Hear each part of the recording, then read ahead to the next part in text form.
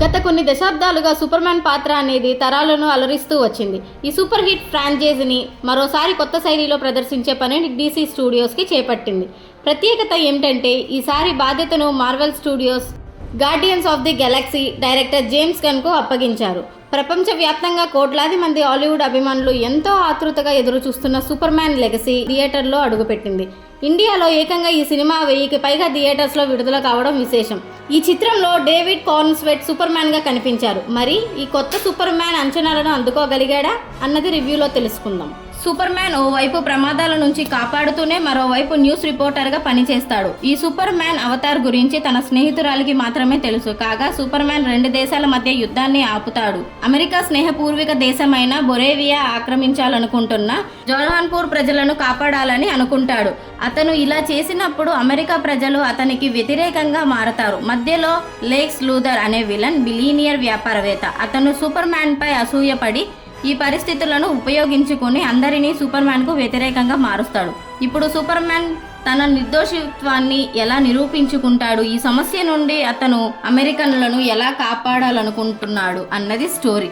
Guardians of the Galaxy వంటి hit film ఫ్రాంచైజీలను సృష్టించిన James gun super man కథను ముందుకు తీసుకెళ్లడానికి చాలా ప్రయోగాలు చేశాడు. కొత్త పాత్రలతో పాటు ఇందులో భారీ VFX వాడడం కూడా గట్టిగానే ఉంది. ఈసారి సూపర్ మ్యాన్కు జస్టిస్ గ్యాంగ్ ఇతర పాత్రల నుంచి మంచి ప్రాధాన్యత లభించింది. సినిమా ప్రారంభం ఇంట్రెస్టింగ్గానే ఉంటుంది. మధ్యలో చాలాసార్లు దర్శకుడు తడబడినప్పటికీ చివరి వరకు అలరిస్తుంది. సినిమా క్లైమాక్స్ కూడా పవర్ఫుల్గా ఉంటుంది. ఇదంతా సూపర్ మ్యాన్ అభిమానులకు అనిపించే విషయం.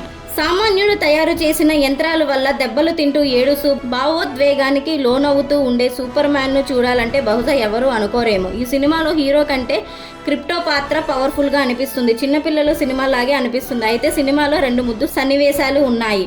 దీనికంటే బాహుబలి, KGF, పుష్ప వంటి సినిమాలే బెటర్. ఈ సినిమా నేపథ్యం, సంగీతం కూడా అంతగా గుర్తించకపోయేదే కాదు. ఏమైనప్పటికీ VFX అదిరిపోయింది. నటీనటుల గురించి మాట్లాడుకుంటే డేవిడ్ కార్న్స్వెట్ కొత్త సూపర్ మ్యాన్గా అదరగొట్టాడు. రాచెల్ బ్రోసాహాన్ తన స్నేహితురాలి పాత్రలో చాలా బాగుంది.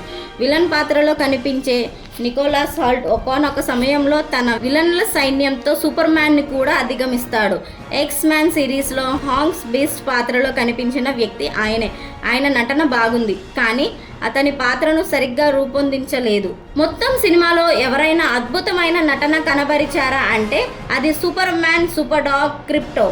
ఈ పాత్ర గ్రాఫిక్స్ అయినప్పటికీ అది వచ్చినప్పుడల్లా ముఖంలో చిరునవ్వు తెలుస్తుంది. మిగతా నటులందరూ తమ పాత్రల్లో బాగా చేశారు. ప్లస్ పాయింట్స్: నటన, హీరో హీరోయిన్ల chemistry, visuals, justice gang. Minus point: CGI ప్రొడక్షన్లో లోపాలు, ఓవర్లోడెడ్ కథనం. మొత్తానికి సూపర్ మ్యాన్ అభిమాని అయితే ఈ వీకెండ్ ఓ లుక్ వేయొచ్చు. కాకపోతే కిస్ సీన్స్ ఉన్నాయి కాబట్టి పిల్లలతో చూసేటప్పుడు జాగ్రత్త. సో ఫైనలీ నేను మూవీకి ఇచ్చే రేటింగ్ 2. ఇంకా ఇలాంటి మాస్ మరియు సినిమా అప్డేట్స్ కోసం మా ఛానల్ బన్నీ సినిమావర్స్ని సబ్స్క్రైబ్ చేయండి. వీడియో నచ్చితే లైక్ కొట్టండి. మీ ఫ్రెండ్స్ అండ్ ఫ్యామిలీతో షేర్ చేయండి. మీ అభిప్రాయాన్ని కామెంట్లో తెలపండి.